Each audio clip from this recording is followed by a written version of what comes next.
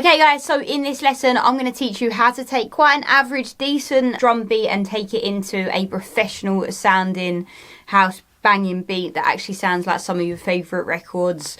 This video is going to change everything for you, because by the end of this short lesson, literally in the next 10 minutes or so, you're going to know how to build a full punchy professional house groove completely in MIDI inside Ableton 12. And the best part is, it is so easy, super easy, just to follow along, watch exactly what I'm doing, following me step by step, and just copy me. So let's dive in. Okay, so we've got this quite average beat here. Now, what Ableton does, Ableton's default grid shows 4 beats per bar. So we've got 1 beat here, 2 beat, 3 beat, 4 beats per bar, okay? So you can change the grid settings. So the 1 in 4 would be this. So if you double click on this,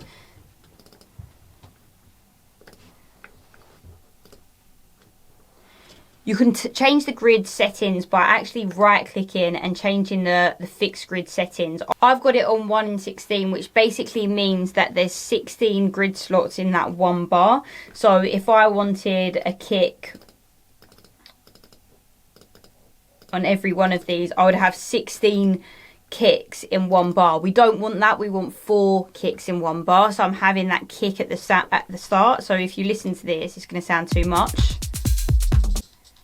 Okay, so you've got like 16 kicks in 1 bar. We don't want that. We want 4 kicks in 1 bar. So we've got a kick pulsing on every beat. So 4 beats in 1 bar. So you can actually change it if you want to 1 in 4. So then when you double click a kick, it goes across that whole beat. So you know you need 4 kicks pulsing on every grid here.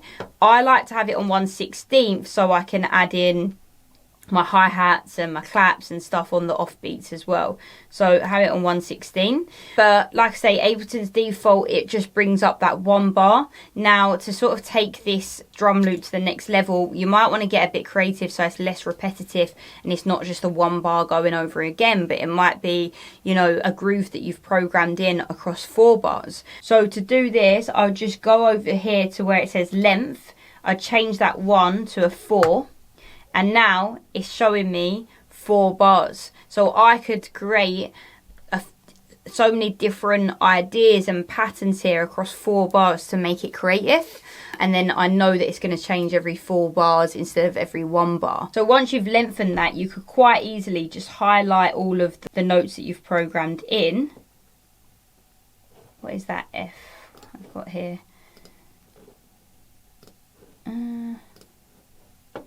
Just going to delete that out because there's not a sound in there. Just press fold to get rid of that F and then unfold.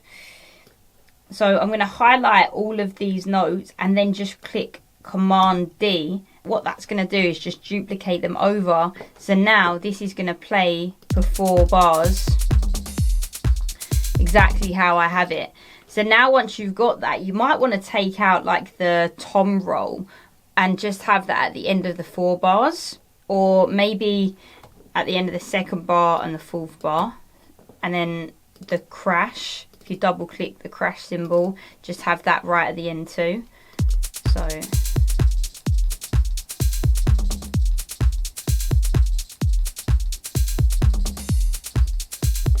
yeah, and just have that crash right at the end of the 4 bar to signify that change. What I'm going to do now is actually add in another clap and start layering this. So if I come back down here, so what I'm going to do is I'm going to open up Splice and I'm just going to go to claps, and what I'm going to look doing is combining a snappy short one with a wider reverb clap and layer those up, and then you could even have like a bit of a ghost clap just before beat 2 and 4 to give it a bit of a shuffle or a push sound. So first let's find the clap. So if I go down here to the clap I've got, that's quite snappy. So maybe I could look for like a reverb sort of clap, a bit of a wider clap. So if I go to instruments, if I go to house first and then one shots,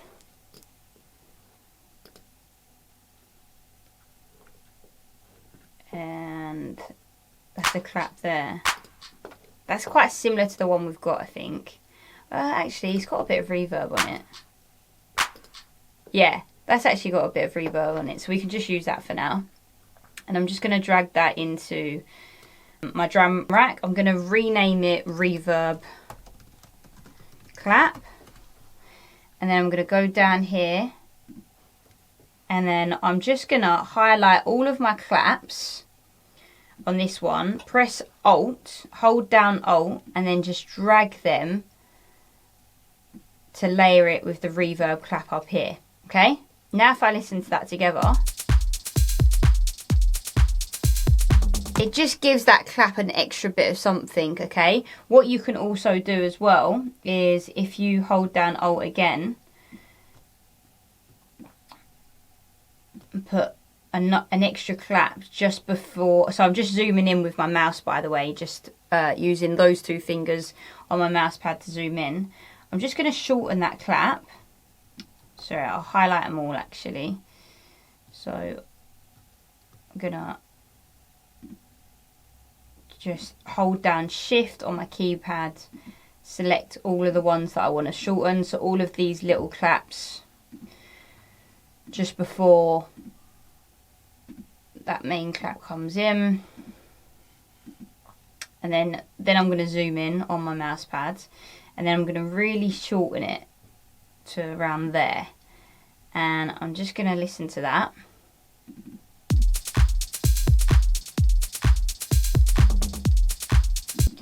It gives it something, a little bit of shuffle. It makes the clap sound a little bit sloppier as well. So it's honestly personal preference, but just know that you can do stuff like that in MIDI as well. The next thing I'm going to do is just revisit this crash over here. So if I just hover my mouse until I can see the speaker, my beat will start playing from that end section.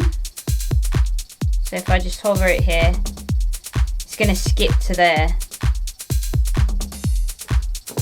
No, it's not.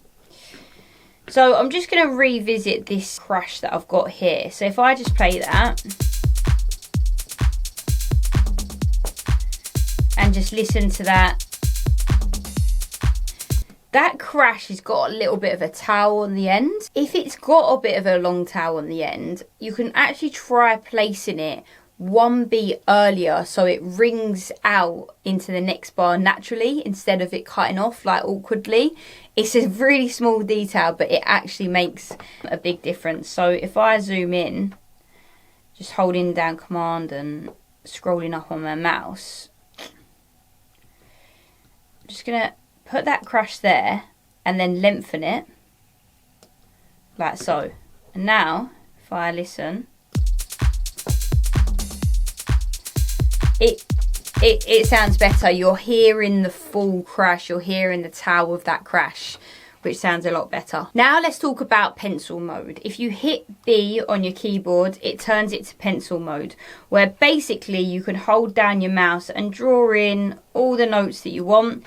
Similarly, if you click on a note and then draw, you can like rub out the notes that you've just drawn in. I don't like pencil mode, so I'm going to press Command Undo and undo that. By the way, guys, if you do want me to personally mentor you on your tracks, helping you get your music signed to labels and your name on festival lineups, hit the link in the description to book in your free call for watching this video so far. I've helped over 300 DJs do exactly that, and I'd love to help you too.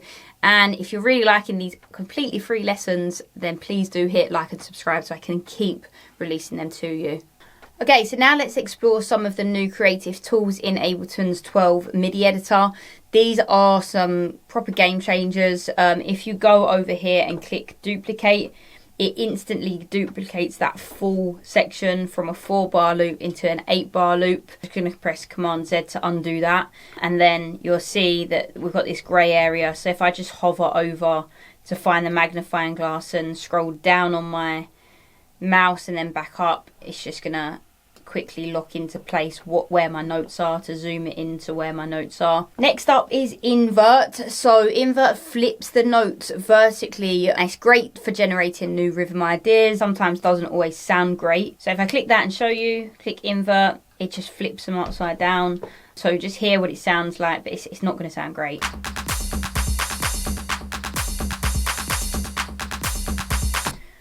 But it sparked a bit of inspiration for something. I'm just hearing that, and I'm hearing, you know, those like that, like those ceremonies, those drums, those like big ceremony drums. Do you know what I mean? And it's just sparked an idea for a start of a track, like to come into something huge, into a set.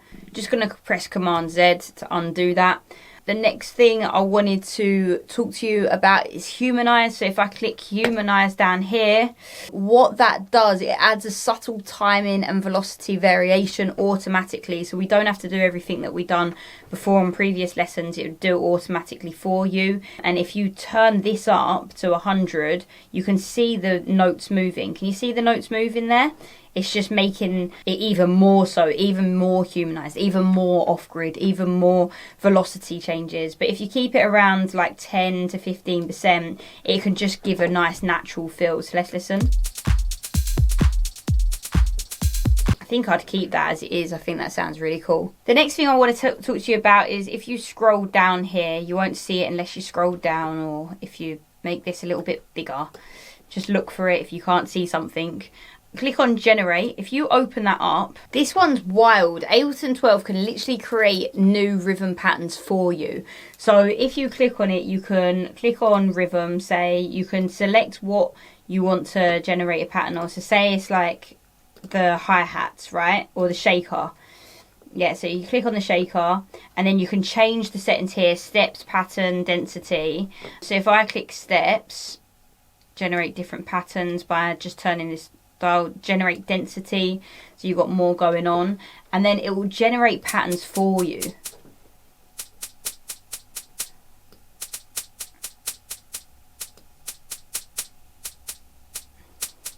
By just turning the dial slightly, it's just generated quite a nice shaker pattern. This is wild, like Ableton 12 can do so much now, so definitely experiment with all these different controls. And then to lock that in, you can click generate, and then, but for now, if we just go back, you can click on all of the different, you know, all of the different stuff that you've got.